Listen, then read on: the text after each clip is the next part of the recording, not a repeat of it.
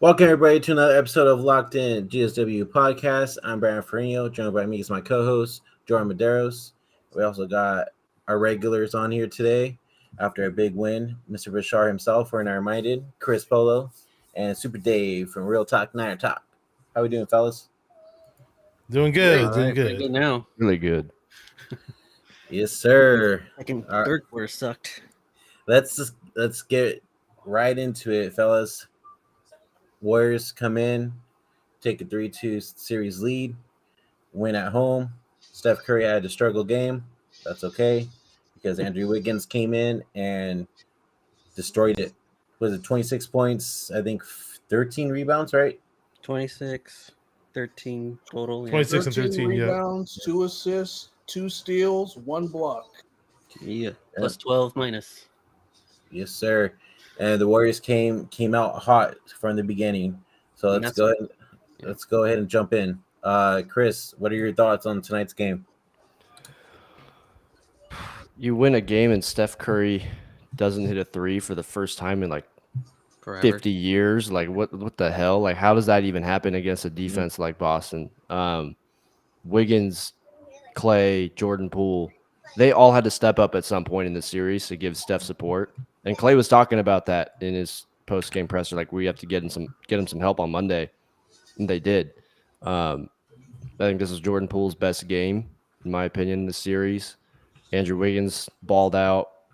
Clay was big time, especially at the end there when he hit that three. He had a couple late threes, and they were kind of daggers. And the defense tonight was so elite. I mean, they made everything difficult in that fourth quarter. Like, it kind of felt like they were actually replicating the Celtics were kind of replicating what they did in the fourth quarter of game one in that third quarter. And that had me pretty worried because I didn't understand how the Warriors were going to be consistently scoring at that point when they were really struggling. And Steph wasn't in rhythm, obviously. He had his worst game in a while. And they really just took Jason Tatum out of it. And we have to have a conversation about Jason Tatum because his fourth quarter numbers are horrible. I remember they were going over it a lot on TV all day today about his fourth quarter shooting percentage. I need to check what it is now and all those updated stats, but he has been awful closing these games. So great defensive effort, great team effort. They got big stops when they needed it. Guys stepped up. And I don't think Steph Curry is going to play like that in Game 6. Nope. Nope. I just want to say what's up to Gaming with Nate 25. He just graduated from high school, so shout out to him. But he says, "What's up, my boy 49er?" Congratulations. Yes. He's a Warrior. He's a 49er fan and a Warrior fan. So congrats to him. And what's up, Mahoney? He's celebrating the Giants, but we're celebrating the Warriors. So go ahead. It's a trifecta today. Giants, Warriors, Stanford. Oh, there you go. Okay. Stanford Bay won Area. today too. Bay Area. Honestly, they won this game because of the first quarter. They started hot. And then Andrew Wiggins, in my opinion. What I liked early on, actually what I loved early on, and I wish it lasted throughout the whole game, probably because the guy didn't want to, just empty out his gas tank all through, right away. But Draymond was electric in the beginning. I mean, he was pushing the break, and I love it when he does that. I wish we saw more of it, but he was getting involved offensively any way possible. I loved it when he did that fake where they thought he was going to pass it out. Yeah. I don't know if it was a Jordan Poole up top on the top of the key, and then he just went boom, and then took it straight to the hoop and dunked. I've seen him do that a few times where he gets layups and dunks, like last year and earlier this year. But love the fact that it did it. Love the fact that GP2 was definitely involved. Defensively, offensively, moving around. He's just that energy guy that you love to have out there. I want to see him get the big dunk. He was getting lob passes in the regular season and getting all kinds of crazy two-handed dunks. It looks like he's taking it up quick, but he's not taking it up for the easy dunk. This guy can dunk like he's 6'8", but I guess he's cautious because he doesn't want to hurt his elbow or something. But that'll make you cautious. Oh yeah, exactly. But obviously Curry. Not that Curry played horrible. I'm sure 3-point shooting wise he played obviously bad because he didn't make anything. But it's not like he was non-existent in the game or anything like that. 8 assists. 16 points. 16 points. It's okay. I mean, it's not the worst game he ever had. Obviously 3-point shooting wise. Clay 21 points. Can't complain there. I mean. Obviously, and we all know about Wiggins. I was curious though when they started off. Otto Porter Jr. got the start at center, right? Yeah, he got started. He Yeah. started 2 points. Yep. Yeah. I don't And, like that still. I don't like it Me either. I don't know why neither. they do it. I don't know why they do like it. it. Just start Because Poole. Like you said, if just it start was Poole, man. mentioned last time, when you have Looney and Draymond in at the same time, it seems to mess up the flow of the offense. Yeah, but I would rather have Jordan Poole out there over Otto Porter because I don't think Otto Porter's really producing anything that like Yeah, even if but Draymond and Clay and Wiggins are out there, they're your three primary defenders. So it's not like Otto Porter's like a lockdown defender. I think Otto Porter I think was he's a kind of better thrown off his defender. rhythm by starting. When he was I coming think off the he's a bench, he better was shooting the defender lights than out. Poole. Looney was Because struggling every too. time Poole was in there, when Boston got back into the game, they were going off of Poole. You know, Marcus Smart inside. Whenever he was in a matchup, they seemed to take advantage of Jordan Poole. I think getting him out early in the third quarter, allowing us to kind of stop the bleeding, really helped. But just the defensive pressure to begin with. Every shot contested from Boston, they were like 0 for 11, their first 3-pointers. We didn't out rebound them, but we caused 16 turnovers. We were We won forcing that the battle turnovers. 16-6. When Yep. you get somebody off their game like that, nothing but good things can happen. But Yep. here's why I would start Jordan Poole though, because so in the post game presser, Udoka was talking about how they're not going to change the way that they guard Steph Curry. That was definitely bullshit. There was no way they're Yeah. actually going to keep like rolling with that after he just dropped 43 in a tied series in a best of 3. There was no way they were going to keep doing that. So the reason I would start Jordan Poole if they're going to switch that starting lineup is because it's going to give you another player that can handle the ball, that can attack the rim off the dribble and beat a man off the dribble. Otto Porter's not going to beat anyone off the dribble. Otto Porter is essentially a catch and shoot 3-and-D type of player, whereas Jordan Poole can help Steph get things a little more open to just let that offense not feel as suffocated when Steph Curry's getting blitzed, because Clay's an off the catch guy also. He's not really someone who's going to beat his man off the dribble very often.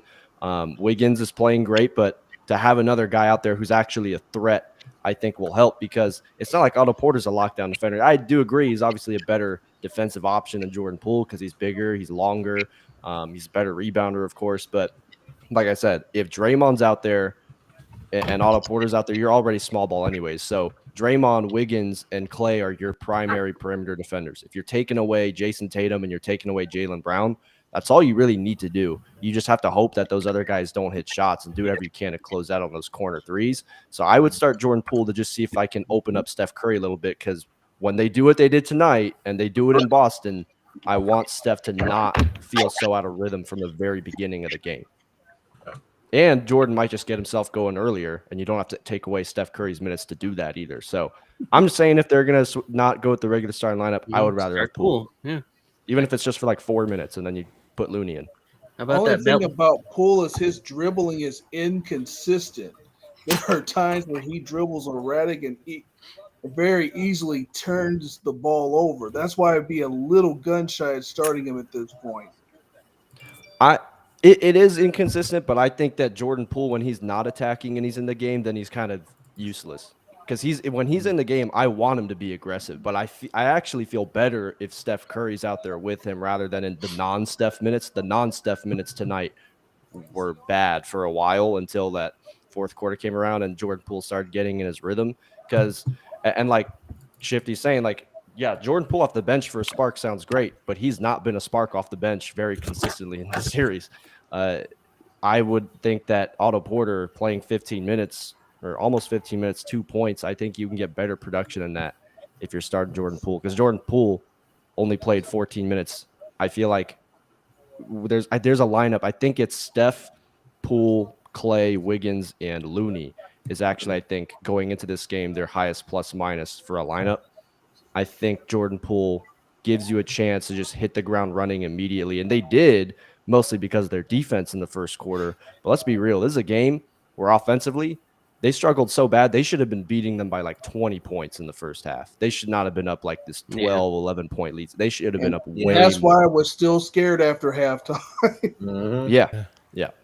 And surprisingly, we lost the rebounding battle tonight, 39-35. But Wiggins, of course, was just a monster on the boards when it mattered. Obviously, 13. And you guys mentioned it earlier, but I'm just so I want to mention it again because I'm so happy to see it.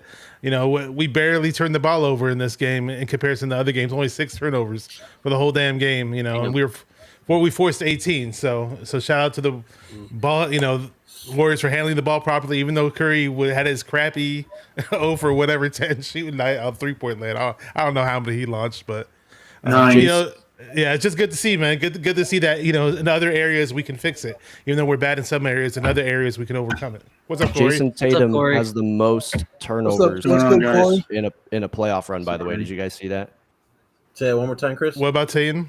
Jason Tatum has the most turnovers from any singular player in a playoff run. 95 turnovers in this playoff. Wow. Yeah. He shot That's 50% not today. surprising, though. On paper, he looked good today statistically as far as shooting, but when it counted, we made him miss. Boston. I thought he missed was very tentative tonight. Yeah. Yes. Very tentative. He In should the have fourth taken quarter, charge. Jaylen Brown seemed to Jaylen- take charge of that team. Yeah. I'm wondering where Tatum has been all series long. Mm-hmm. I hope he keeps it up this way for will. the next He game. Jaylen missed Brown's the 4 only free guy that throws. scares me. Brown's the only guy that Brown was scares me on our quiet, team. I think. Brown was pretty So, okay. So here's my next question. Let's talk about Draymond Green. I was going to ask that too.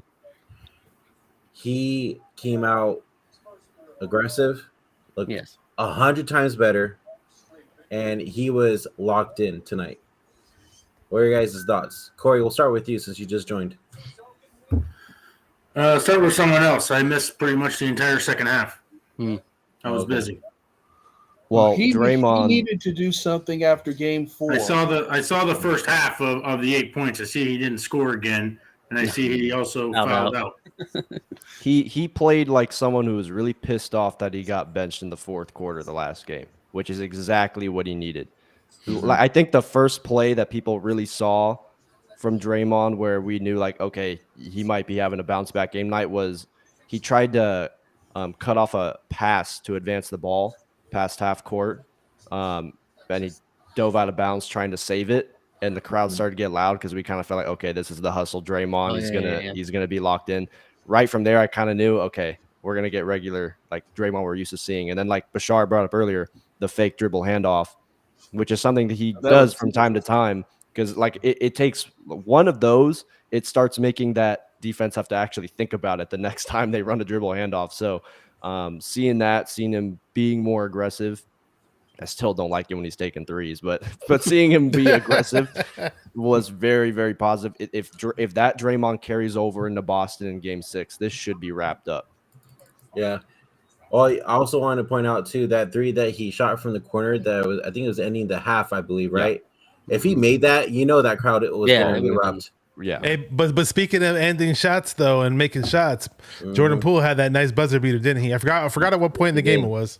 End of the third quarter. End of the third. There you go. That was beautiful. He's 100% on half court buzzer beaters in this series. There you go. He should keep shooting more of them. Hey, I'm going to show this real quick. What? So you remember how What's Jason that noise, Tatum, dude? Is that a dog? Hold on a second. I'm going to mute. Is he all right? She's choking. My dog used shit. to do that. My dog used to eat so fast he would just cough for like 10 minutes. Yeah, my dog does that sometimes too. But so remember how Jason Tatum a while ago texted Kobe Bryant saying, "I got you today"? Oh, God. Well, somebody made this. Oh my god. He said, "End performance. Andrew Wiggins, 26 points, 6 rebounds, 2 assists. Andrew Wiggins is better. Warriors in 6." Oh man, It's kind of hard for me to see, but I see it now. Yeah. Oh, here, hold on. Let me see. I had to zoom in on my. There we go. There you go. legacy game for Andrew Wiggins. That is pretty funny. Yeah, man. Who would have thought Wiggins would do this, man? Everyone thought like this dude doesn't care. He doesn't care to win. His passion's not there, and he not only's been performing, but he's gotten better as the games have gotten more important. Mm-hmm. A lot of players that are great disappear. Like Jason Tatum, fourth quarters really disappearing in this series. Andrew Wiggins steps up. It's awesome to see. Wigs. He's showing why he was the number 1 draft pick. Mm-hmm. That the aggressive Andrew Wiggins we see right now is what Minnesota fans were wanting every night. Like that was his criticism, and we're getting that aggressive Wiggins. Except that usually when you're drafted number 1, you're supposed to be a leader of a team that can actually lead a team, and Wiggins clearly can't do that. Yeah. So he said Andrew Wiggins on his teammates say that's love. That's what makes all this work. We all support each other. So, I mean, we have a locker room like that, man. Just everything just goes right. You know what I mean? And also, too, let me see here. Clay's. Oh, I guess not. Never mind. Go ahead, Jordan. You got a question? Hold on, I'm looking up something. So, anyways, so let's talk about it. So, third quarter, Celtics come out, start hitting threes, back to back, 8 out of 8, right? What do you think happened to the Warriors defense right there? They were playing zone. Yeah. Usually that's the Warriors quarter to go off, right?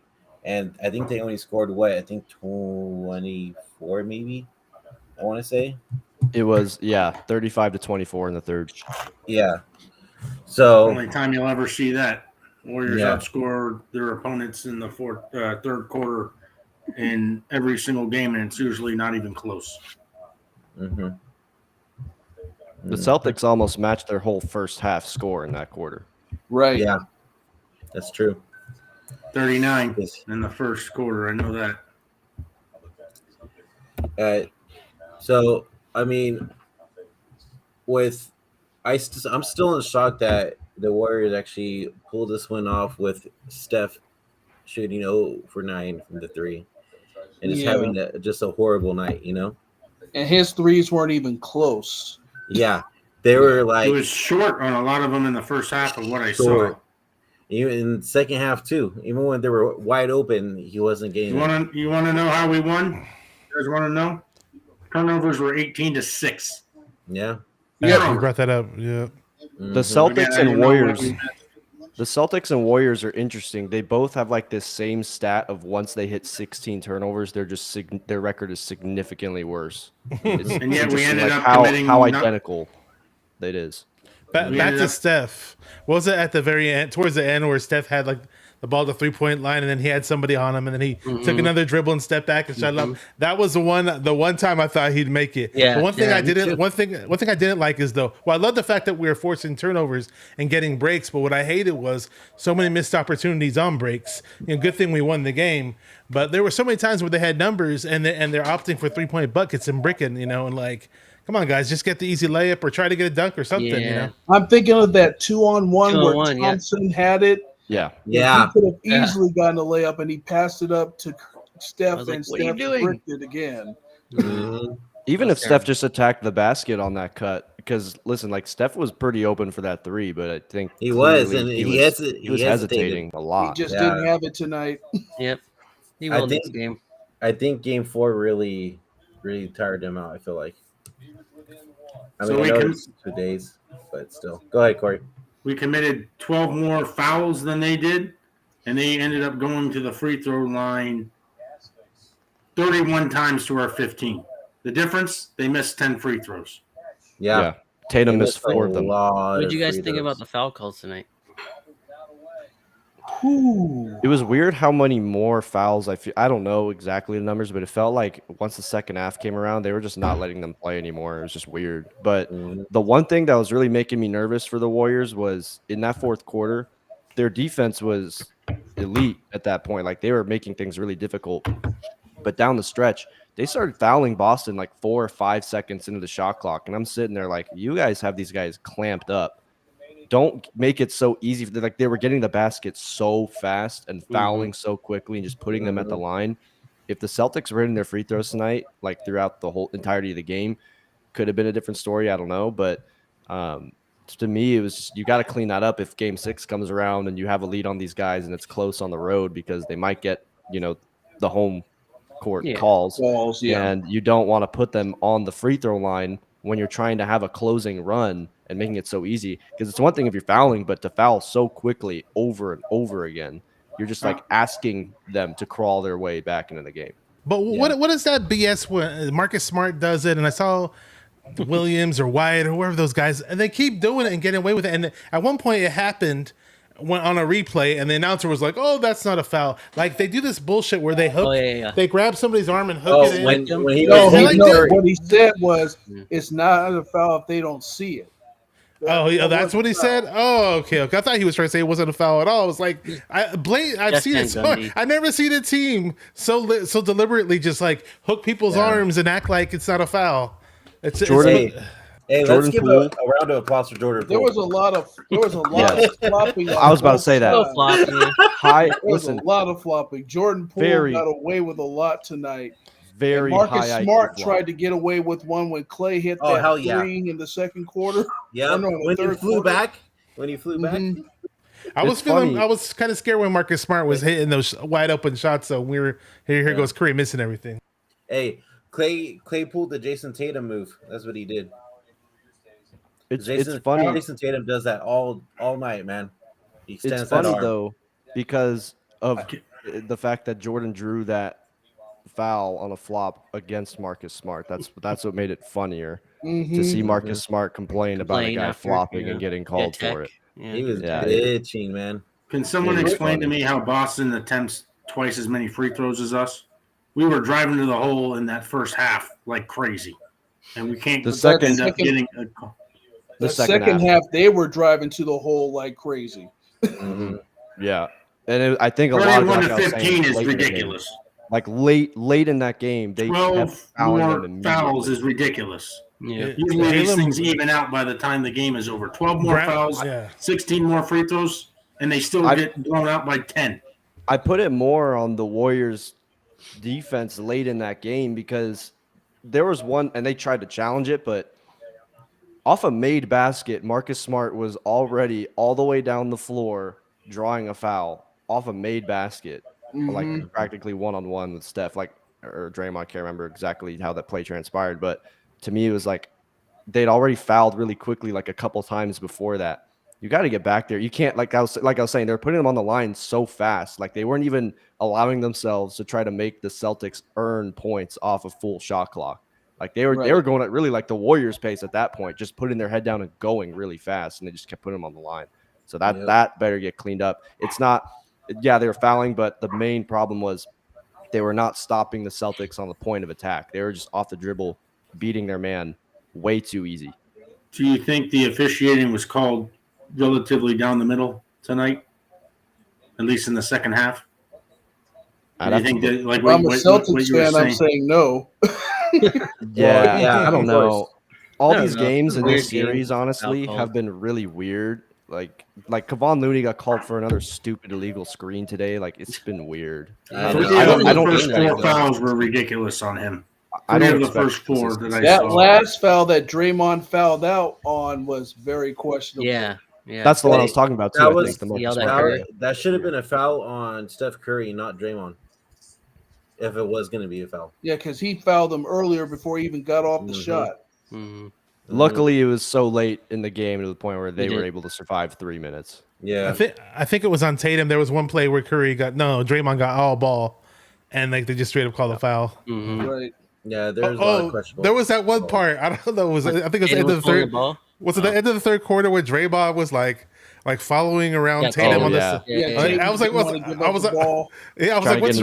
Draymond doing, man? I don't want to get a T.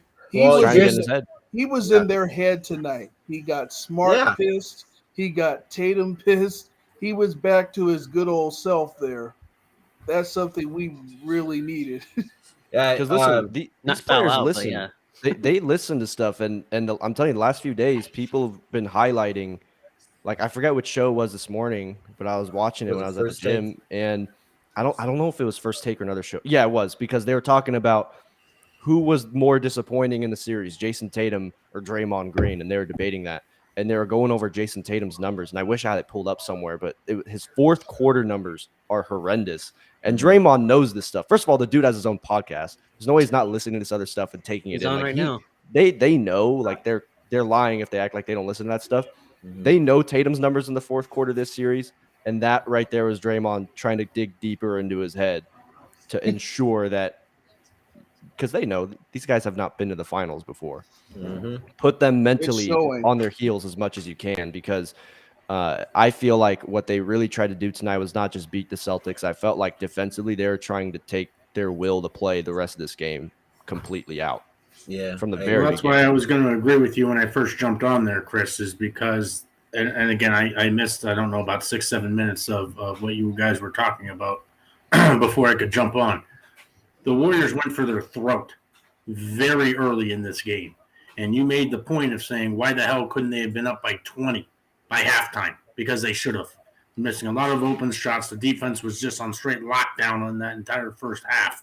Second quarter, they ended up getting a few more points. 16 points in the first quarter, that's a statement. And I understand in a lot of different ways that there's things generally balance out as the game progresses, but Boston couldn't hit a three until 6 minutes in the first half. I mean, they were ice cold. Now the Warriors ended up getting into a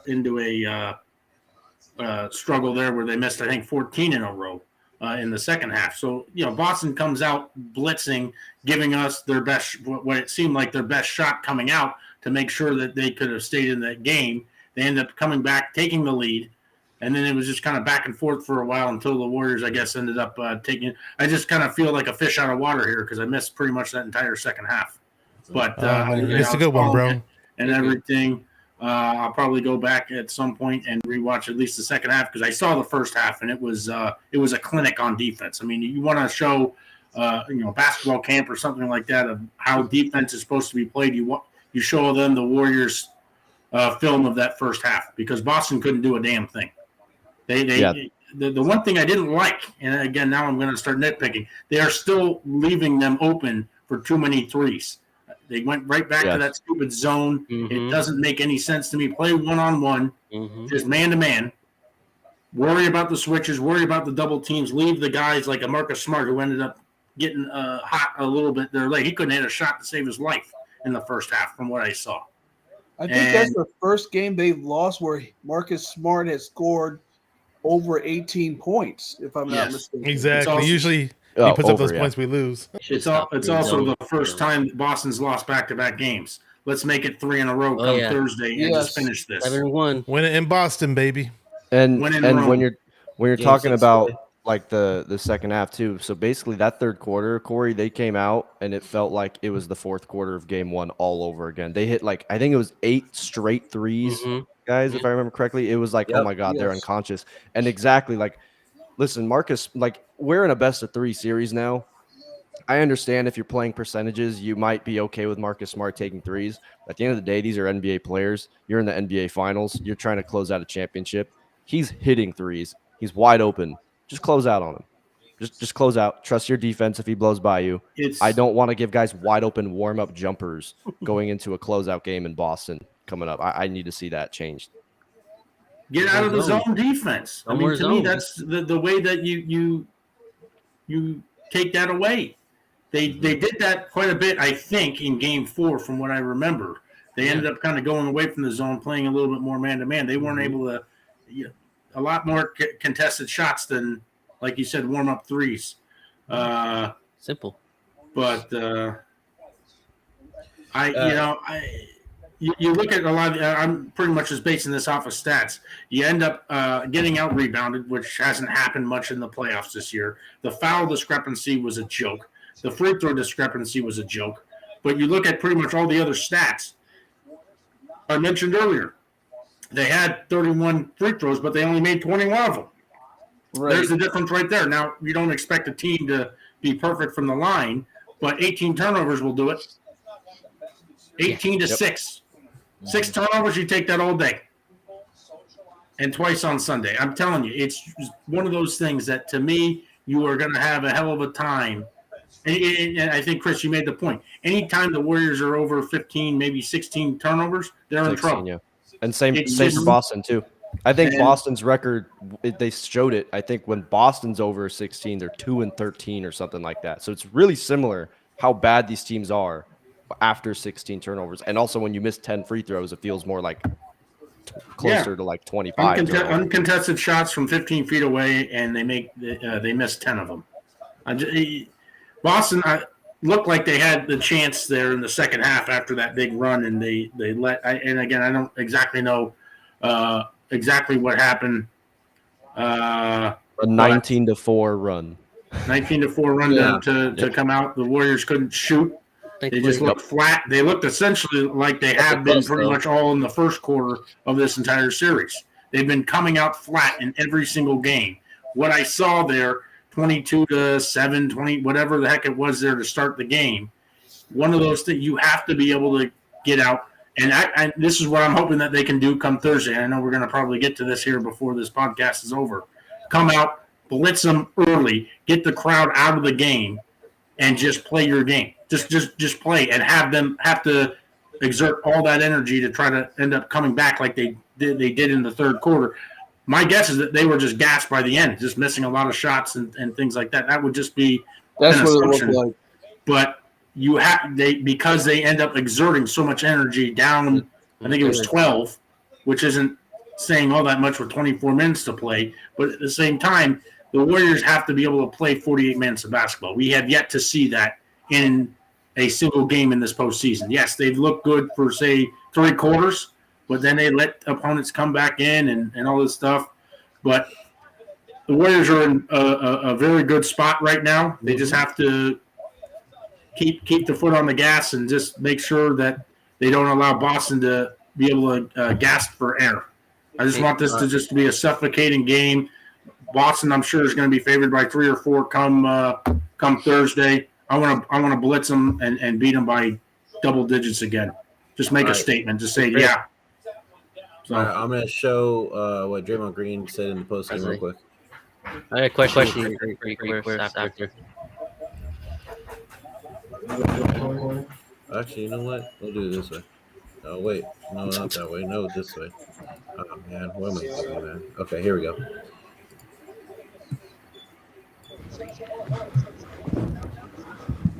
All right, we'll start in the middle for Draymond.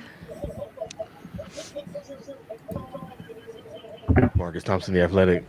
Draymond, did that feel like you out there on both ends of the court? Yeah, I felt more like myself, just aggressive on both sides of the ball. I felt a little more like myself in Game 4 as well, after an atrocious Game 3. But, just got to continue to build, and I think tonight's a great start. Now looking forward to going into Game 6 with the same energy and effort. Hey, Draymond, Cameron Buford, voice of the fans. Third quarter of this game, they won that third quarter. They came out and jumped on you guys. You got to flip that around in the fourth quarter. What happened in that fourth quarter that let you guys get that advantage back? I think I think the way we responded in the third quarter was huge. And Jordan hitting that shot right before the clock expired was a great momentum boost for us. When a team goes on a run like they did, and it was more than a run, they pretty much dominated the entire third quarter. For us to still go into the fourth quarter with the lead, that's huge. And I think that was something that we could build on, and we did. And, coming out there in the fourth quarter, we were able to get stops. And we got out in transition, got a couple easy buckets. That was huge for us. Malika? Malika Andrews, ESPN. Hey, Draymond. What's up, Malika?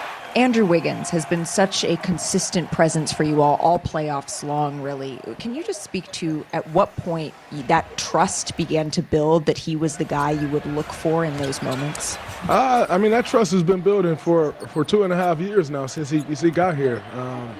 A lot of people looked at the trade like, oh, it's another piece that they can move. And we looked at the trade from the very beginning like that is a guy who can fit next to a healthy group absolutely well. I think, when he first came here, and I'll never forget, it's when Tibbs wasn't with the Knicks. And Tibbs was like, you guys are going to love him. He competes, he defends, and he was telling us Jimmy loved him. And we all know how Jimmy Butler is. Like, if you got any softness to you, Jimmy don't like you. That's just how Jimmy is cutting. And he's continued to show that. He's continued to get better. He's taken on every challenge that we've thrown in front of him, and it's huge. And we need him to do that for one more win. Mark Spears, ESPN's Landscape. Gary Payton II, you saw the injury You saw the recovery. Just take me through what you saw from him, and are you shocked that he's doing what he's doing now?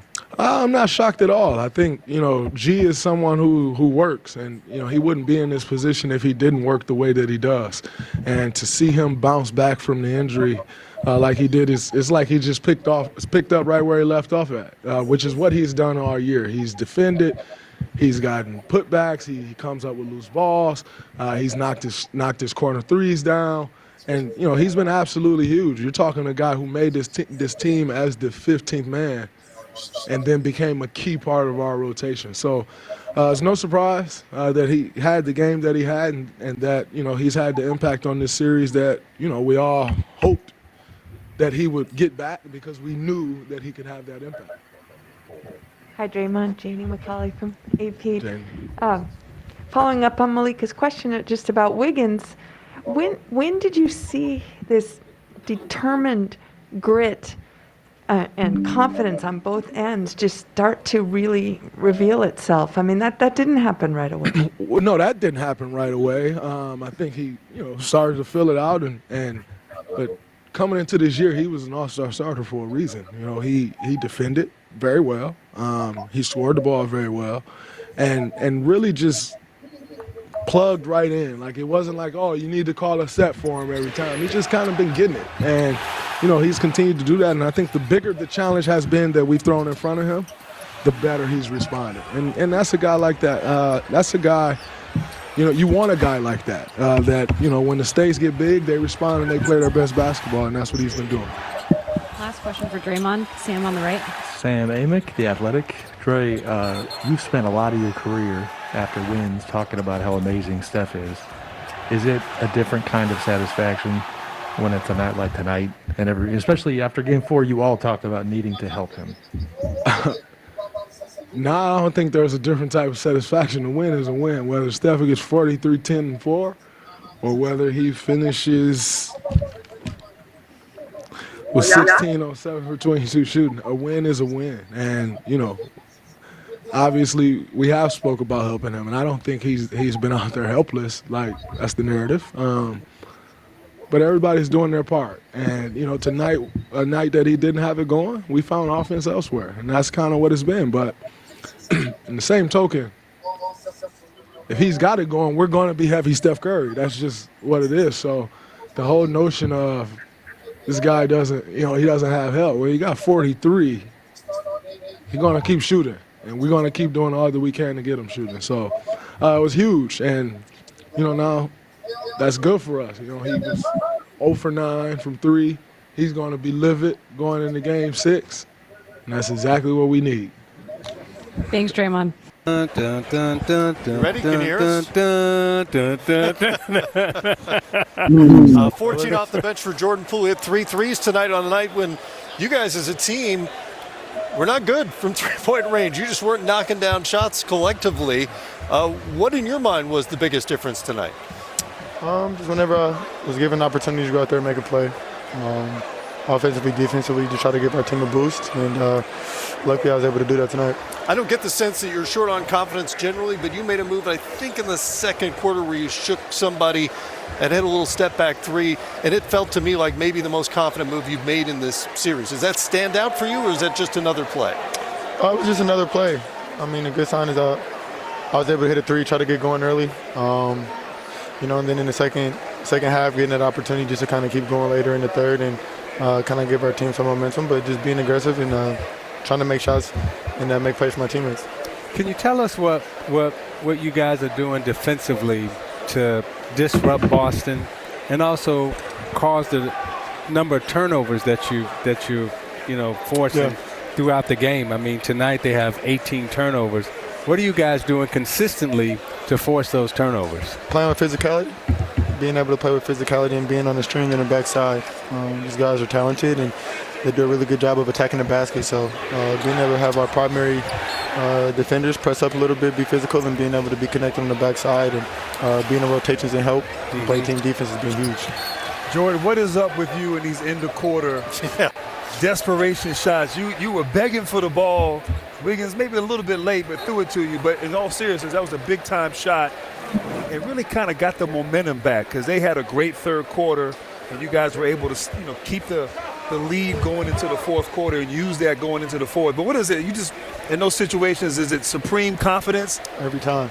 Every time. You kind of have to shoot it, and there's nothing to think about. And my teammates know that I want the ball in that position every time, whether it's in the shot clock, in the quarter. And Wiggs even told me, like, he was looking for me because I make shots like that all the time. But, I mean, just be ready for the moment, essentially, and step up. And I was able to hit a big one today.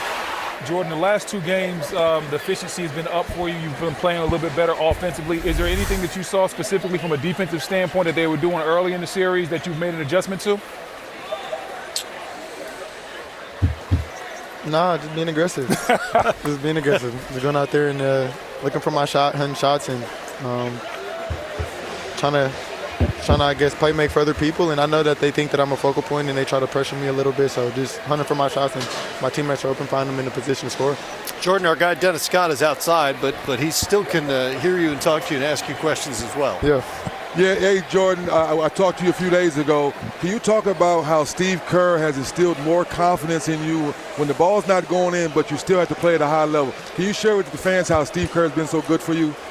Yeah, coach is giving me the keys to the offense, and just being able to go out there and play freely, play with joy. And, I'm a team-first player, and I want to win more than anything. So going out there and just making the right play. Luckily, that's allowing me to be aggressive and try to put the ball in the basket. But, just credit to my teammates, too. Everybody came out ready to play. Everybody was aggressive. And it's huge, when we're clicking on both sides of the ball. You spoke earlier in the year about your relationship with Clay and also Steph, how, when you say coach is giving you the keys to the offense, but they've also, given you, the keys and a lot of confidence. Talk about how that's been for you and how important that is in the NBA Finals. Yeah. Just the fact that they trust me to make it easy for them is huge. Being able to get Steph off the ball a little bit, allow him to move freely, get us some catch and shooting opportunities. And same thing for Clay is being aggressive and trying to put him in situations where he can just score the ball. And these two are tremendous shooters. And I'm able to learn under their tutelage. And all right. All righty. Chris, quick question, Chris. How about that belly play? Don't get me started, man. Don't get me started. My friend texted me a few days ago, and he's like, "Send this video to your boy Chris. Yeah. This is Bellinelli. This is Belitza, whatever his name is, playing defense."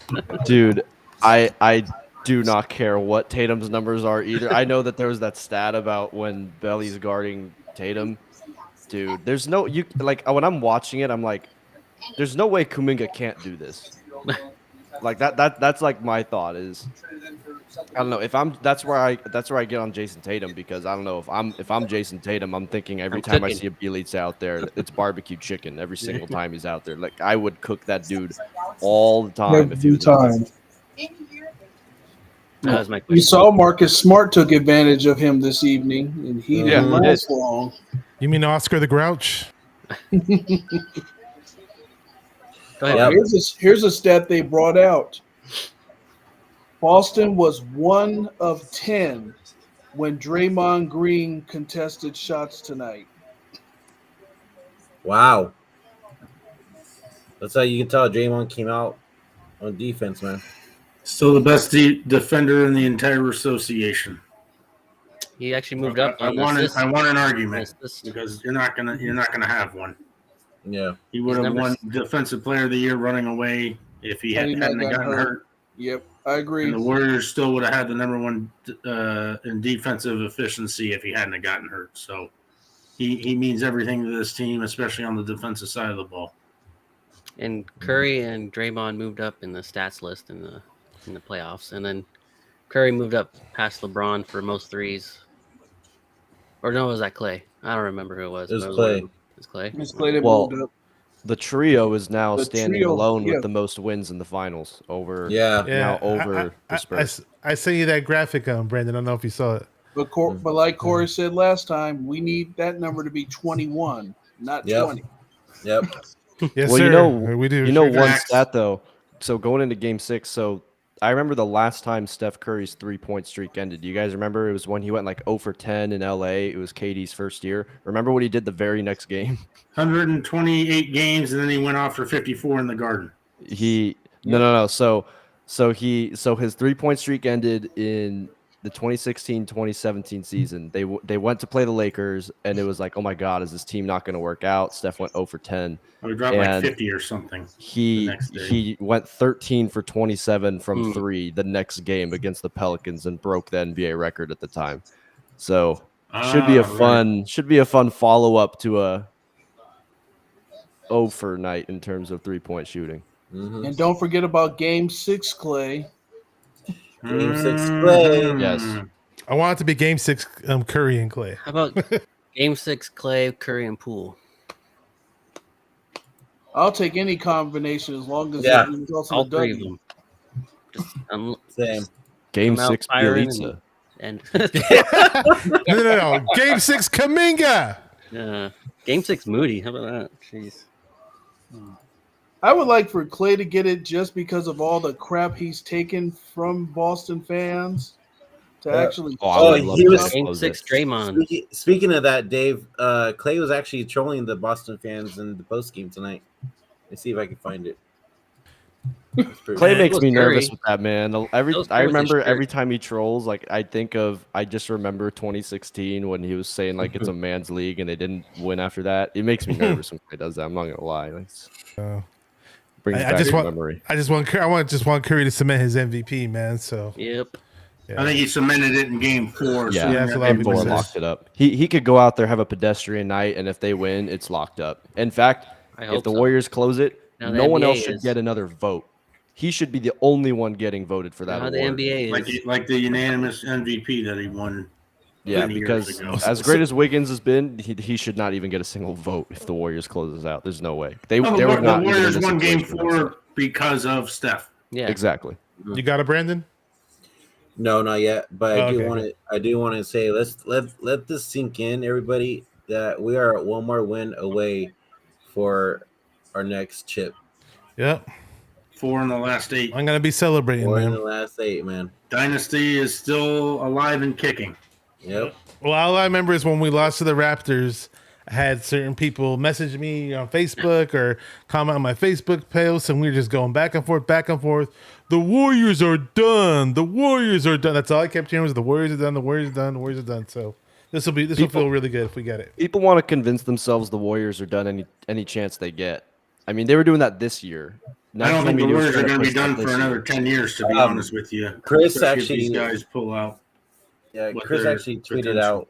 tweeted out the perfect saying from the media itself. Mr. Stephen A. Smith has stuck with the Warriors and hasn't changed his mind Since opening yet. night.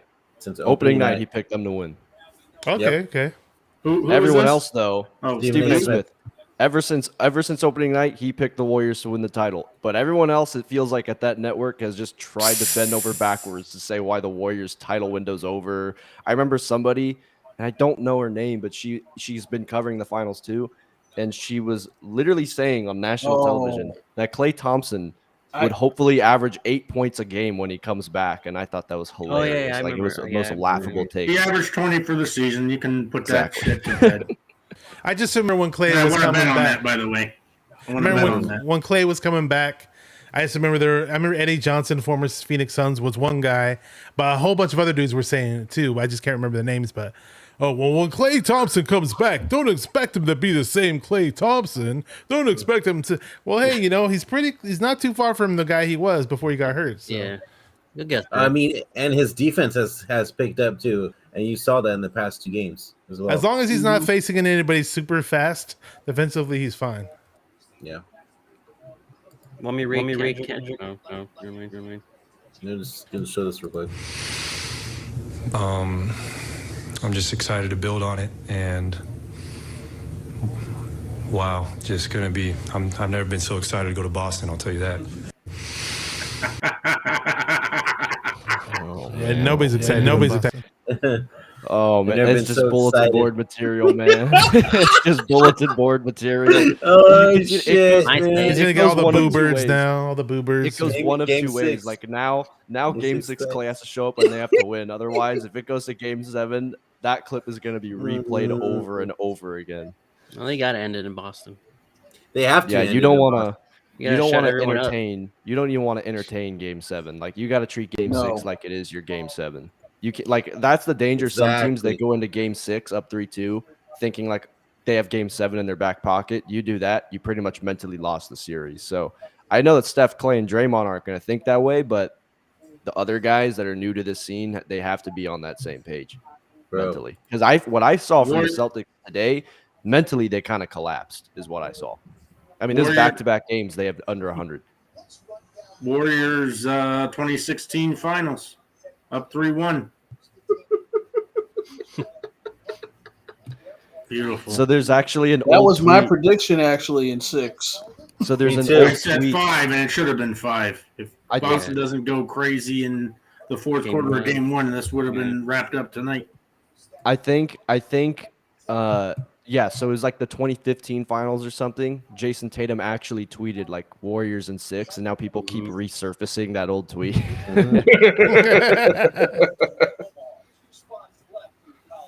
Yep. I had a question. I don't remember. Dude, I mean, you even have Zach LaVine tweeting out Karl Anthony Towns about Wiggins tonight. I mean, shit, Minnesota thought he was a buzz, and look at him now. Oh yeah, how good does that trade look, huh? Right? We got rid of that one dude from the Lakers. I can't remember his name. Yeah, D'Angelo Russell. Yeah, and we got Kuminga out of the trade too. That's right, the draft pick. Yep. That was like taking I'm always candy gonna from mention. a baby. I am so glad I was wrong about that. What did you think of Iggy's play? Oh wait, really quick, Dave, you were mad that we traded D'Angelo Russell? No, I wasn't mad about that. I thought Wiggins was going to be a trade piece when he came over. It felt like it in the beginning. I did not expect this Wiggins to ever materialize. Yeah. I think from Iguodala, I feel like he wouldn't have even played that much, like not even close, if Looney didn't get into foul trouble. That's so true. I don't know. I don't even he think got into foul trouble quick. Yeah. The illegal screen. He didn't need to have that shove. Like, I think Jason Tatum was probably going to fall out of bounds anyways. I don't think he needed to give him that little push that he did. So, I don't know. But that seems like an issue, though, is their foul trouble the whole series. Because Draymond fouled out tonight again. Third time. That's one thing that kind of goes underneath the rug. And it was a sorry-ass foul. Yeah. Fouled out on. So who should I didn't even see that as a foul. Yeah. What are you doing, Brandon? Go ahead, Jordan. No, go ahead. Go ahead. We got to play. Play Too Short and Mr. Fab real quick. So win in Boston for the disrespect at the fans. I was in Boston game 3 and 4. Games. I went to both games. The disrespect is through the roof. I've never saw it in my life. It was crazy. But to be out there, to be able to say, if we can go back there and just silence them, to win in the Garden, this Warriors team, everything that we've been through, the resilience that we've shown, the rejuvenation of the spirit, of the energy, the backlash that Draymond has shown just because he may not have been offensively effective. A lot of people don't understand the other things that he does to affect the basketball game. That man needs to deserve his roses. I don't care about all the Draymond slander. Draymond is a champion, and he deserves everything that he's getting for him being out there. The credit, hey man, I love you, little bro. Continue to keep playing the ball that you playing, because without you, there's no way that this Warriors team will be here. So when check out Mr. Fab. Too Nice cheesy. That pumps me up. Fabby Davis Jr. from the hyphy era. You guys all hear Daryl the Guru Johnson's like preach Friday before they went off air? What did he say? Oh, it was like it's almost like the Hunter Pence preacher type stuff back in 2012. Hey, if you can find the audio for that somehow, Daryl the Guru Johnson's preach Friday. This is before Game 4. And they're just like, just go out and just play your hardest, even if we don't win. It's just that he's essentially just saying, essentially just saying that I want max effort. Win or lose, you just you go out with your head high and I mean he was literally crying, losing his voice. I mean it was Was it crazy. on 95.7 the game? 95.7 the game. Yeah. Yep. Okay. He actually came on one of our spaces on Twitter one time. He chimed in Yeah, for he a few did. minutes. Yeah. So We had Dan Dibley in a space like yesterday. Oh, I seen Dibley on there. Nice. It was me and like 4 other people, and somebody else was hosting. And we just had this big discussion. And Dibley was there for like half an hour, but he wasn't saying nothing. Yeah, we were talking about, because there was a debate breaking out the last few days because of Game 4, like who is the greatest Barry athlete of all time, and the argument was a lot of people were talking Joe Montana, Steph Curry. So he chimed in and he was saying like Steph's the one. So for Game 6, who starts? Since we keep getting different lineups. I think they're gonna roll out the same lineup they did today. I'd rather have the regular lineup. Their regular lineup. I don't get why they're starting Otto Porter Jr. I don't understand why. Because he's not producing an offensive threat either. So at what point does it really matter? And it flows better offensively when you don't have Draymond and Looney starting. So do you think they start Poole and just trying to end it? I don't think they will. I would want to, but the thing is for me with Otto Porter, even if it's like we could say it's flowing, but it's not really doing anything. That's why if we really want it to flow and be productive at the same time, I'd rather just start Poole, because at the end of the day, he's not going to, like, of course they're going to try to attack like Jordan Poole and Steph Curry when it comes to them playing defense. But even that, when it comes to crunch time, they're not even taking advantage of it. This is the second time, I think, second game in a row where I'm seeing Steph Curry with Jason Tatum one-on-one, and he's not taking advantage of it. And I don't know how you could do that. Like if I'm Jason Tatum, I'm backing down in the post. I'm taking him straight to the basket. What's up, Rohan? What up, Rohan? Rohan, what's going on, brother? Yes, sir. Prius says the Warriors would win. Really went out on a limb on that one there, didn't he, Prius? Dave Portnoy, the guy he's mentioning, that's the Barstool Sports pizza review guy. One bite, everybody knows rules. It pissed me off when he got in Draymond's face that one time. And he's like, "That's 2 fouls. That's 2 fouls." I was like, "Oh my gosh." It's actually really perfectly funny. If you look at a picture of Steph Curry in his post-game interview after Game 4, you can see David's face in the back, just in the stands, just completely just perplexed at what just happened. It's really funny. If you watch Boston's coverage, they have the NBC Sports Channel there. They were all flabbergasted. Eddie House. Is that tonight or was that from Game 4? No, that was from Friday night. Oh. They were all flabbergasted as to what they saw, including Kendrick Perkins. Yep. Mm-hmm. All right. Did Kendrick Perkins have anything to say today? Yeah, he did. I have it right here. But real quick, he said that damn culture of the Warriors will definitely bring the best out of any player. That brother Wiggins is the perfect example. Carry the hell on. All right. Caption this picture. Dave, go. Oh, you want me to caption this? Yes. My boys came through. Okay. Chris, go. You see, I don't really know how to caption this, but I'm gonna keep it real. When Steph Curry does this is the psychopath in him a little bit. This is the face of he's about to drop 35 in Game 6 because he just played really bad. That picture is Boston. There's actually there's a picture in every series so far of Steph smiling when like things are going bad, and every time after that they turn it around or he goes off. So that's a dangerous look for Boston. I'm not gonna lie. Boston ain't ready. Bashar, go. He's like, "Whoa, I didn't have to carry the team tonight." Cory, go. Looks right at Boston and says, "Your move. Check." Checkmate. Not Jordan, checkmate yet. Soon. What about you, Brandon? I'm gonna say, Boston.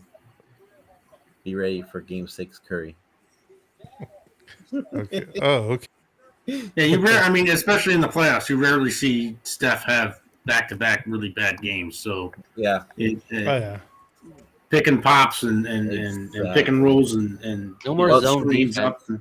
Well, it's funny. I saw somebody tweet earlier today before the game started. Oh, Boston's gonna win by 16, right? And then for which game? For tonight's game. Night. Oh. And then they go and respond, "Oh, Boston hasn't lost back-to-back games." So then I tweeted back after the game. I'm like, "What were you saying?" Do you do they not realize that the Warriors have yet to lose back-to-back games this postseason too? Yeah, exactly. I mean, so I mean, they haven't had as many, games that they lost in the postseason because they haven't seen 2 Game 7s. Mhm. But what's the angle there? We're not going to lose because we haven't lost back-to-back games all postseason. The Warriors had they had the one loss at home, which was Game 1 because they ended up going 15-23 in the fourth quarter. They don't get anywhere close to red hot. We're planning a parade by the middle of the week. Yep, first He quarter. also hadn't faced champions before either. Exactly. No. Miami's soft. Milwaukee. Well, no, they faced they took out Milwaukee, who just won the championship last year. Mm-hmm. So that's not entirely true. By the way, with Milwaukee, I don't ever want to try to discredit when a team beats another team when someone was injured because it just becomes an endless loophole of you can put an asterisk on every series. Chris Middleton. But did you guys know that? So I don't know now, but coming into this game, Jason Tatum was averaging less points as the best player on the Celtics than Chris Middleton did last year in the finals as a second option. That's crazy. It's averaging 2 less points. Middleton last year averaged 24 as a second option. Jason Tatum coming into this game was averaging 22. What did Curry's stat line drop to? I know what did he have? 16. What did that 16 average? Probably 32, maybe 32 or something. That's still good. Still The 49% from 3, I knew at some point had to come down to earth. Yeah, that's insane. I mean, you're talking about close to a 50-50-90 split almost is what he was looking at. Jordan Poole had 50% 3-pointers tonight. That was good. Yeah, that was. I'd rather see Tatum than Giannis, so whatever. He's averaging now 27.1 a game. But like Super Dave said earlier, and it seems like Jaylen Brown has been the more aggressive, feared player, more so than Tatum in the series, Yeah, I agree. Yeah. It almost feels like Jaylen Brown might be more elite in his role as a second option than Jason Tatum is as a primary option sometimes. Well, just kidding. So the priest said in Boston tourist spaces, it's more the refs are cheating than Tatum Brown being shut down all finals. Well, they got to the line way more. They got to the line way more than we did. Tatum and Brown have not been shut down the entire finals.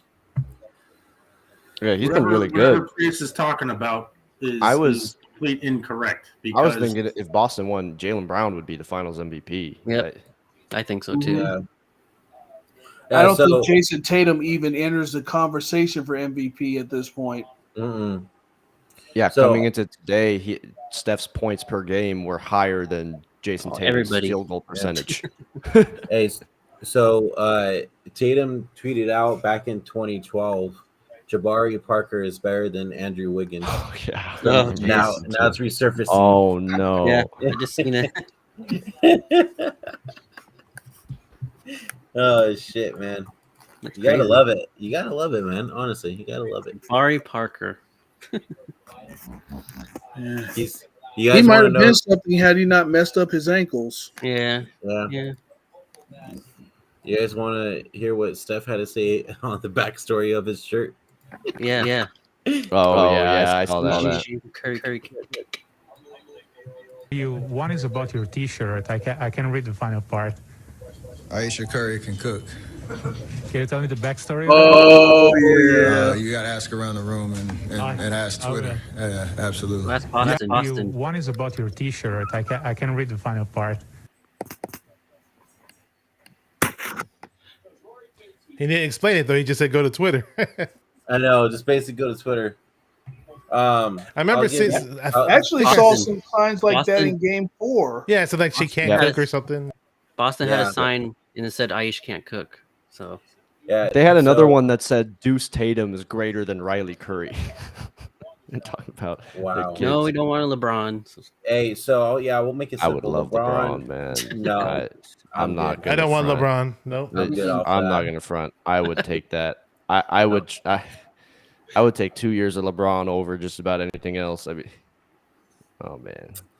No, I get why. I get it. But LeBron with Steph Curry and Klay Thompson. But I would like to play LeBron next year. I would like to get Steph Curry versus LeBron one more Is that time. Mr. What up, Trey Shay? That's Area Shay Lewis. himself? That's Trey Ayers. Shay Lewis. I had him on my show What's once. going on, Shay? Shay. He's a big Nice. Warriors fan. Where would LeBron have to be traded to for that to be possible?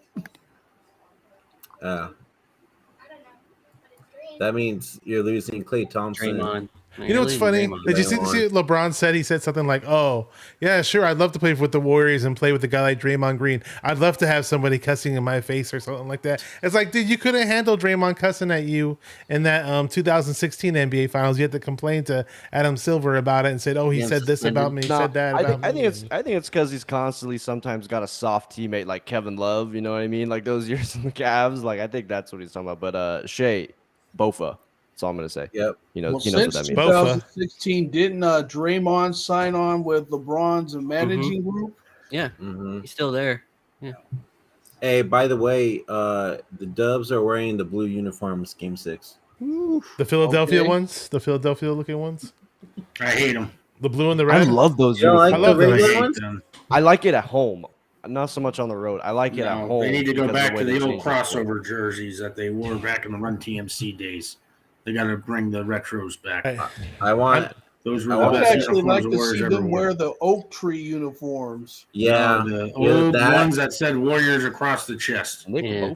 That's Or- that's the or- best Warriors jersey they ever You mean wore. during the Thunder mascot era? That No, jersey? before Oh that. God, no! You mean No. the one, the Chris that up. Mullin one? The one in your logo that just said Warriors across the chest. You look at the other logo, not the Thunder logo that you The had. one, yeah, yeah, that was during Chris The Mullin. That old was during school one. Chris Mullin and Run Tim TMC. Chris Mullin and Tim I would Hardaway. like to Yeah. see that. That's All right, right. so That game was- six. they I want did the it. blue They did ones. it.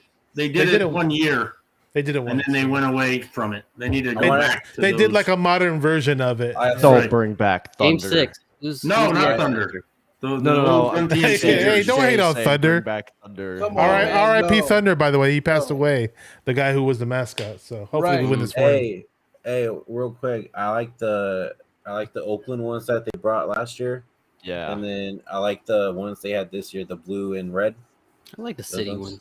I still like the black jersey, the one that they wore for game for this year. The ones that they wore for game was that game 4. Mhm. That's the Yeah, it best was game uniforms 4. this year. I like the town. But I jerseys. like the old Yeah, towns are Warriors nice. Run TMC before they renovated. When it was Game, still the game 6. Who's arena the in X Oakland. Factor? I have one of my those favorite jerseys, jersey is- Cory. I have one like that. My favorite Hardaway. jersey is the one they win in. So I also like the Yes, the city one. the city one. There you go. The That's a city classic. one. The city. I was just gonna say that. Yeah. I love that one. I like the I old have red. that. Oh yeah, you guys remember the sleeve black jerseys? Slate I remember the jerseys. sleeve ones. Saturday, Yeah, Saturday yeah, night, yeah. Saturday Didn't- nights. Didn't like those either. For sleeve, like as for those either. for the way No. sleeve jerseys go, I like the slate jerseys. If Yeah, we had me to, too. the ones I For the didn't sleeve like, jerseys, yes, but I don't Re- like the full. yeah. Remember the year before they had like the yellow sleeve jerseys? Yep. Remember that? I Those were I goddamn- did not like those those. were Yeah, terrible. Slate there's jerseys a Bring were back great. the old Run TMC before they renovated back in '96, or sorry, '97. '97 they renovated and they played their home games in San Jose at the Shark Yeah, Tank. when they had Joe Smith, that bust. Yeah, Joe Smith, Chris Webber, all of that. But yeah, Yeah. the old retro, the one that you have behind you on your left, that was the best jerseys I think the Warriors ever wore, and they should go back and stick to old ones. The blue Philadelphia, I've never liked it. There's no red with the Warriors. Why is there red in? I mean, come on. Because when they were in San Francisco, that was their colors. earlier before they moved. Yeah, they had transitioned from Philadelphia over to San Francisco. Yeah, I don't know. The Run DMC jerseys. I feel like they have some signature games when they wear those jerseys, though. Yeah. Like remember this year when Steph Curry dropped 50 on the Clippers? Yep. Mm-hmm. I think it was that game too, right? He broke the record, the 3-point record in those jerseys. Also. Yeah, they have signature moments in those jerseys. I don't know. Like remember that Clippers game? I'm pretty sure was the picture when Steph took a shot and was pointing back at a fan while the ball was in the air. That was like one of the coldest photos I've ever seen in the entire sport. All right, Brandon. What? Game 6. Who's the X factor? It's gonna be Steph Curry. I think Steph goes. These are the jerseys I like. Yeah, I don't like him. Only at home because changing the whole court. Yeah. Same. It works better. Same. Yeah. Bashar, who's the X factor? You hear? Bash. What's up? Who's the X factor in Game 6? X factor Game 6. Maybe Looney. Maybe Looney just grabbing boards and boxing people out and him getting his full playing time. I don't like seeing his playing time limited. How many minutes did he have tonight? I'm checking right. 16 minutes and 45 seconds. Let's increase that to 25. Have Looney out there for the long haul, and let's get that W. Super Dave. What's up, D-Sizzle? What's up, Sizzle? D-Sizzle! I'm going to go with Game 6 Clay. Cory. Draymond Green. Okay. I like Draymond here. I think he makes a statement somewhere around maybe 11, 12 rebounds. I'd like to see him maybe with a couple block shots there. I'd like to see him get back to that 10 points. He was close, but he just kind of fizzled out. And try to keep the fouls to a minimum where he can actually stay on the floor for the entirety of the game. Mm-hmm. Chris. Game 6, Bielitsa. He's going to put together a quality 4 minutes and 15 seconds of 0 points and maybe 1 rebound. And I say 2 rebounds. Hopefully not be -9. He'll hit a clutch 3 to ice it, right? He'll end the game. I want a GP2 dunk and a Kuminga dunk, just somewhere in between. I want to see. You know what I want to see? I want to see it. And GP almost got Robert Williams there in the first half. I did see that. He almost blocked. Yeah. I want to see a crazy block and a crazy poster on a Robert Williams or a Jason Tatum or something. I think the X factor is going to be. I think the X factor is going to be Clay, just because I don't think Steph's going to shoot that badly again, regardless of what defense they're seeing. So if Steph has a bounce back game and Clay is Game 6 Clay, it's a with wrap. Draymond being more engaged and the way Wiggins has been rebounding, I think that could close it out. Yeah, you want to look? What did they? I want to check this real quick. What did they? 2015, 2016, Draymond Green, where he was averaging 14 points a game. 47% or higher collectively. Oh, really? Boston's done. Oh. They shoot anywhere around 50% from the field. Boston is finished. Hey, I don't care how good they shoot. They are going to be done if they don't. You know, we keep hearing about how great Boston's defense is. That's at least the second, if not third, game that Boston has yet to score 100 points. Who has the better defense? I mean, come on now, stop it. There you go, Cory. When the Warriors are at full strength, there's no team on the planet better than us on the defensive side of the ball. Agreed. Period. Warriors, again, would have had the #1 defensive efficiency team if Draymond had not missed those 20 whatever games he missed. Well, I'm going to say Andrew Wiggins gets another poster dunk on somebody. Robert Williams III, if he can last that long. I want him to do a poster dunk over Oscar the Grouch, Marcus Smart. Yeah. If he does get it over Williams, that'll just kill the soul of the Celtics. I love Williams is an the amazing one guy, shot blocker, though. It's pissing me off. You know one guy who could probably do that, though, other than Wiggins? GP2? GP2. Kuminga. Kaminga! He has tremendous hops. So does Not the elite GP2 though. at 6 Look at Belly. 6 Belly can feet. do that too, man. Yeah, Belly Chris can barely Mullin. get off the ground. I don't know. Okay. So before we end it here, what are your keys to Game 6? I'll go with you first, Jordan. They got to come out hot like this game right here. If they come out hot, they're not going to lose. I mean, that's just simple. They can't keep playing zone defense. They just got to play man to man. I think they should start Curry, Poole, and Clay because I think they should just try to end it. And Draymond's got to be, like I said, the 2015, 2016 Draymond, where he was scoring 14 points per game, 10 rebounds, 7 assists, 2 blocks. That's the Draymond we need, but he can't foul out either. I don't know. There's just play Warrior basketball. Bashar, go. Sorry, I missed the question. What are your keys to Game 6? I'll just stick to it. I think Looney's the key. Again, I'm going to mention it again. I just want Looney out there for 25 plus minutes.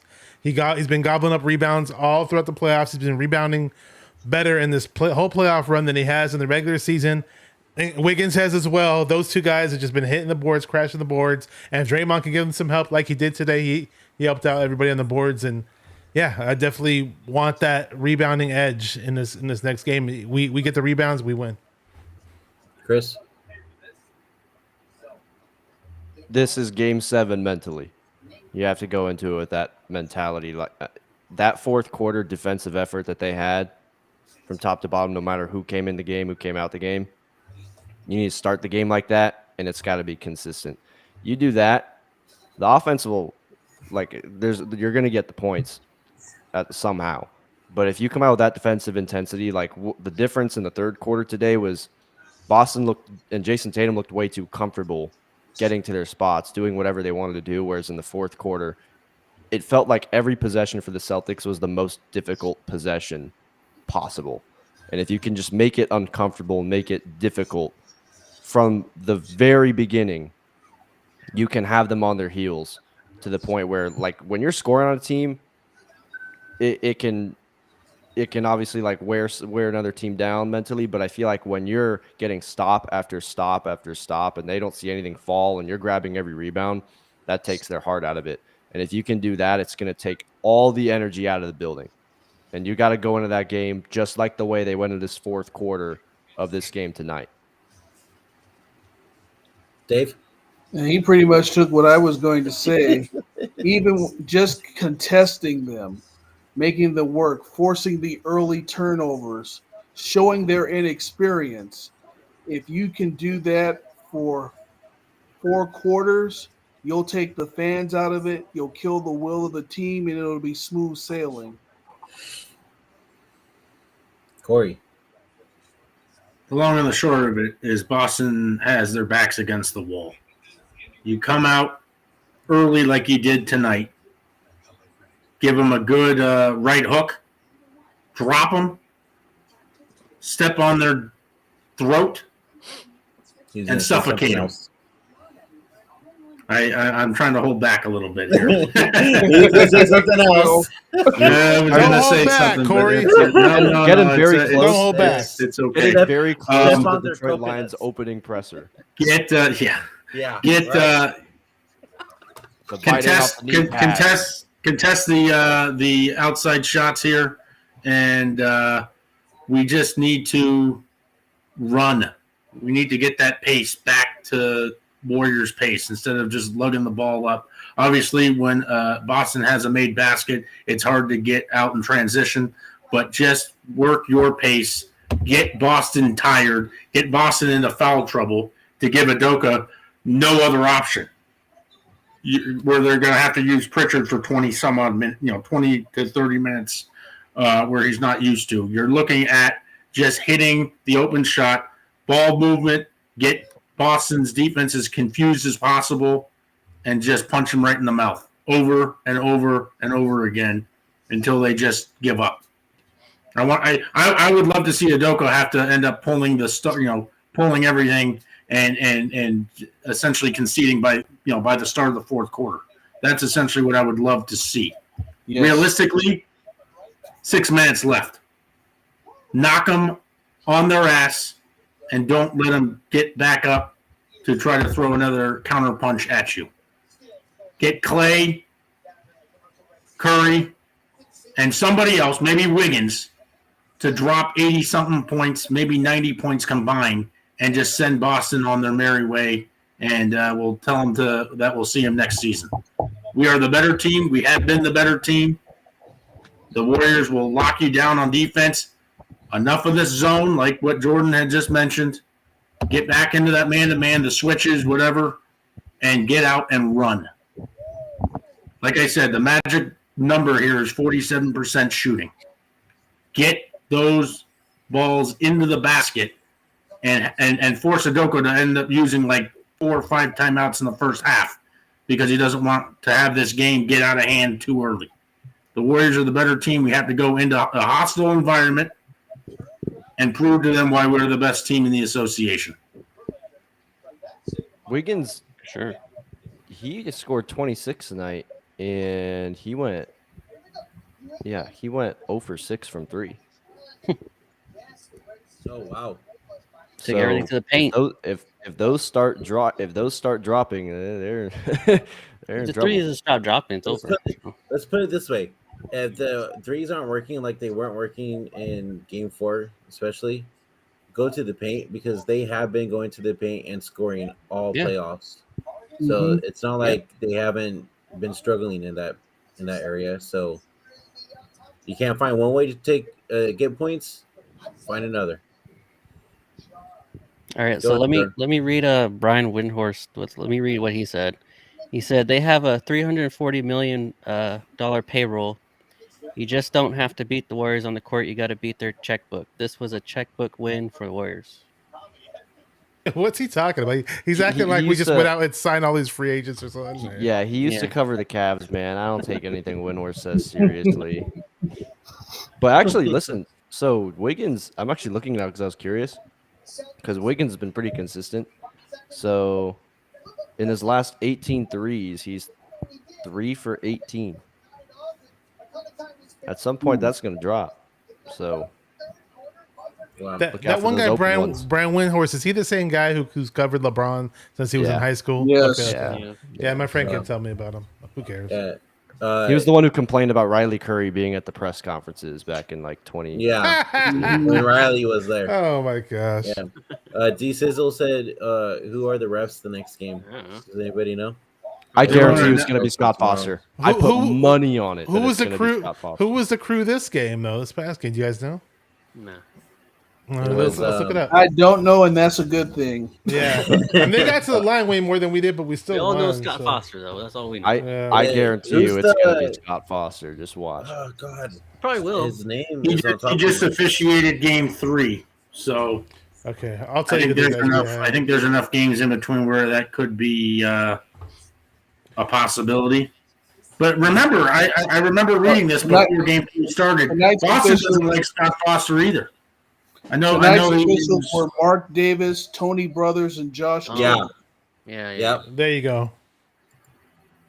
They generally don't announce I would say the day of or maybe the evening prior. We'll know, or we can figure out who it's going to be. We'll probably know. According to this, it'll be 6 a.m. our time, 9 a.m. Eastern time, where they're posted. Tomorrow? No, each game day. Oh, each game day, right? So in the morning of Thursday, we'll know. Thursday morning, yeah. Right. So I believe media day is what? Probably Wednesday then. Yes. So Jordan, make sure you hop on that shit. Thank you, appreciate it. So we'll probably know by that day, even. I think, but we'll see. People keep saying it's going to go to 7 games, but I still doubt that. Depends.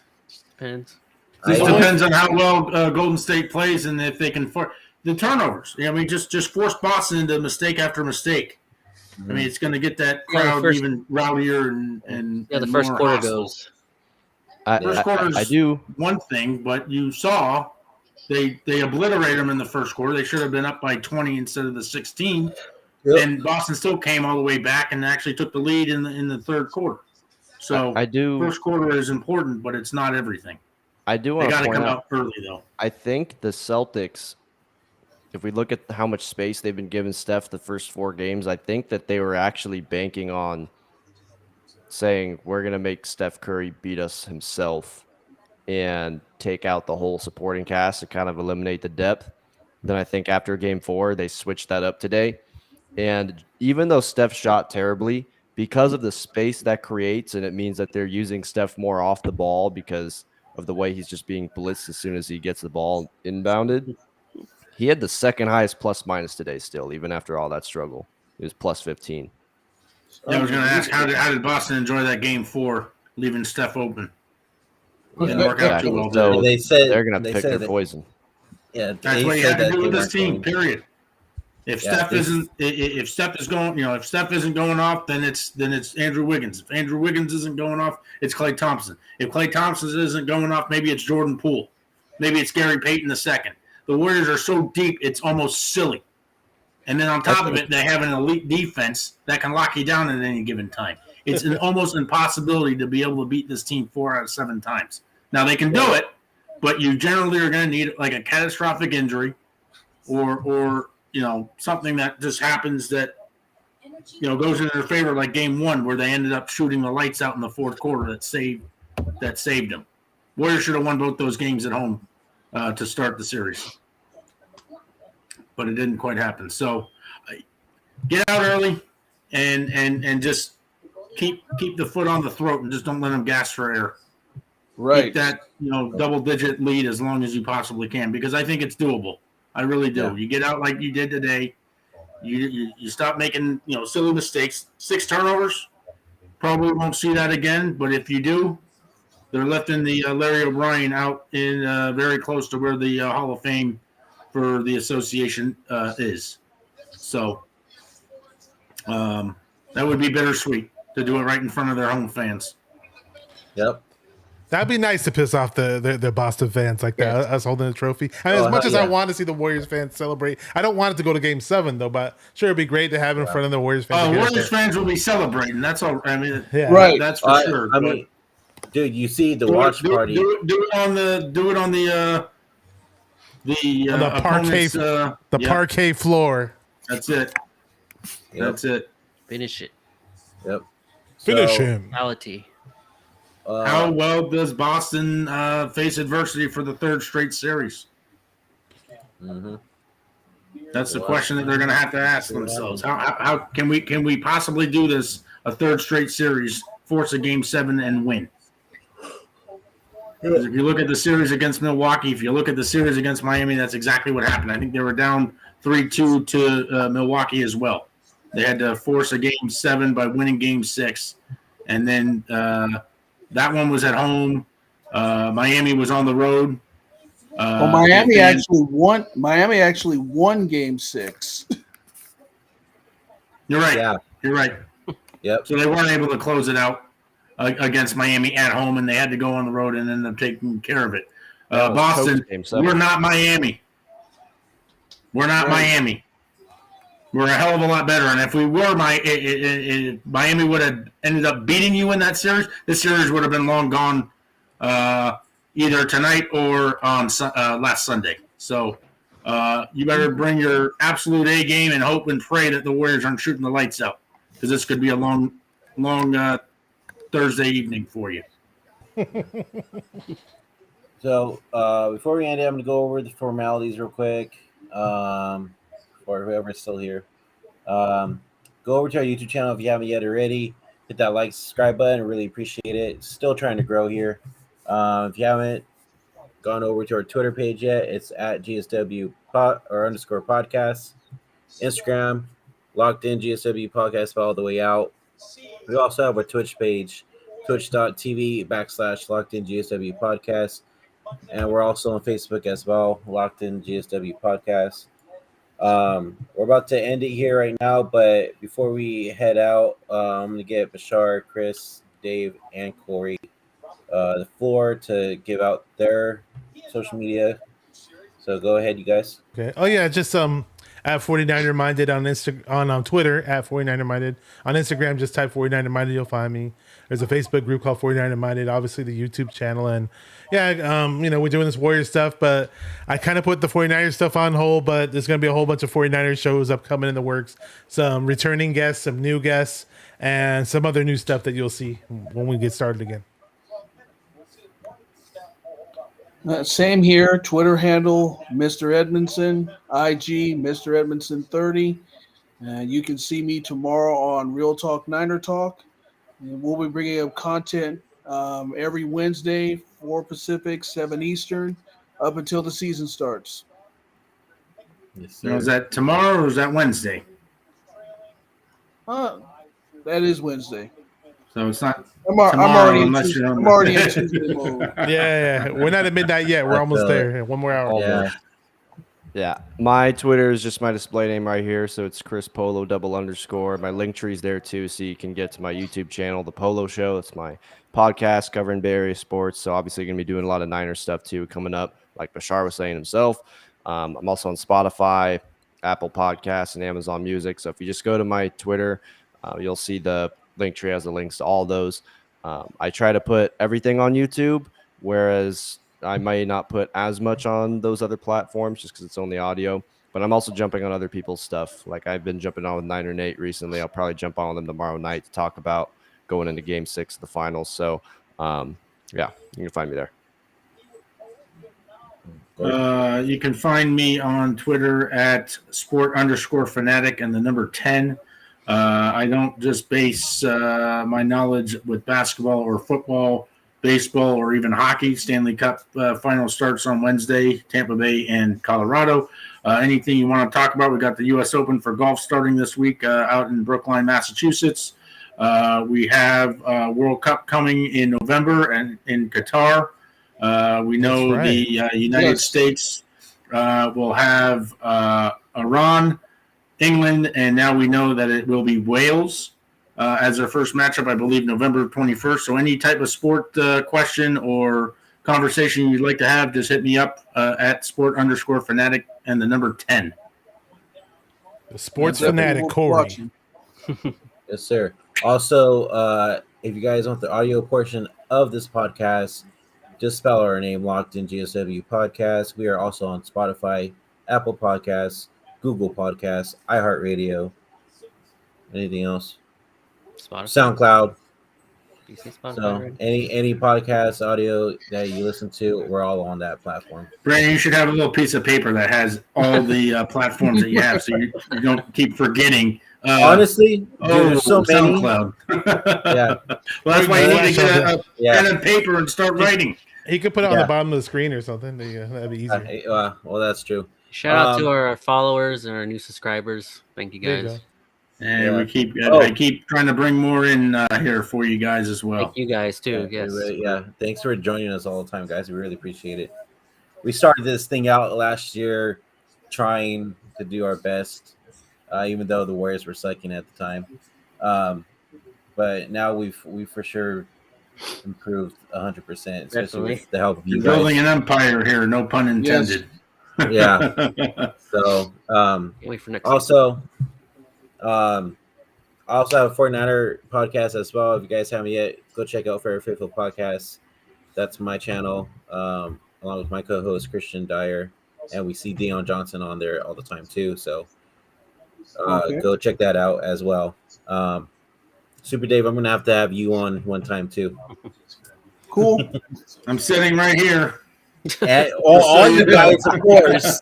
I mean, I had you on already once. There's enough room for everybody. But don't worry, we're gonna have everybody. For the Niners? I don't think so.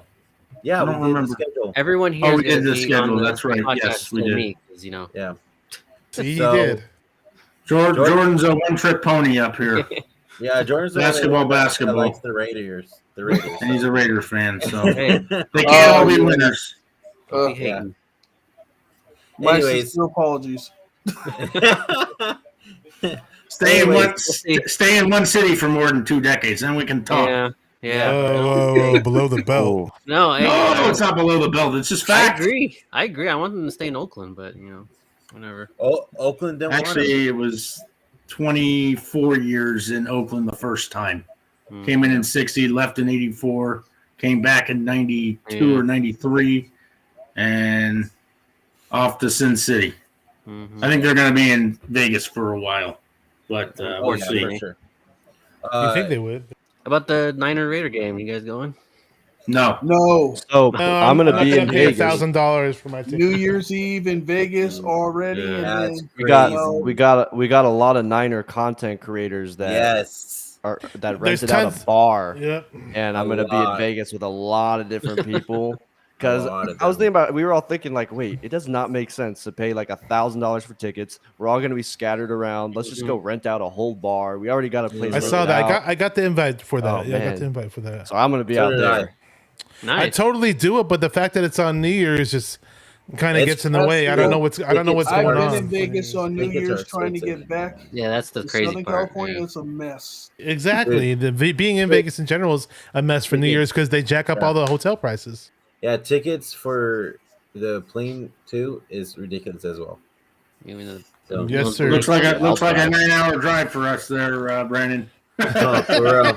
It's about 3.5 for me. So It'll be 5 that's for me. nice. Close. It'll be 5 for me. Yeah. But anyways, we're getting off topic here. So anyways, hit that like, subscribe button if you haven't already, guys. Really appreciate it. If you guys are on Chris or Bashar's page, go over to my page, Locked in GSW Podcast, and hit that subscribe button. Really appreciate it. So until next time, guys, go Dub Nation. Go Belly. Go Warriors, baby. No, Whoop that trick. Get those 21 wins for whoop that No trick in feeling. Boston. Fuck Oscar the Grouch.